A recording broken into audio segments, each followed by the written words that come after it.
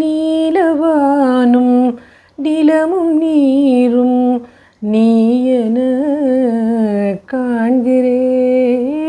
உண்ணும் போதும் உறங்கும் போதும் உன்முகம் பார்க்கிறேன்.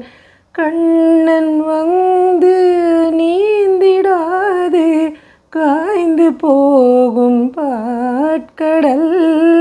உன்னை இங்கு ஆடை போலே ஏற்றுக்கொள்ளும் பூவுடல். வேறில்லையே பிருந்தாவனம் விடிந்தாலுமே ஆலிங்கனம். சொர்க்கம் மீதுவோ மீரா வருவாளா?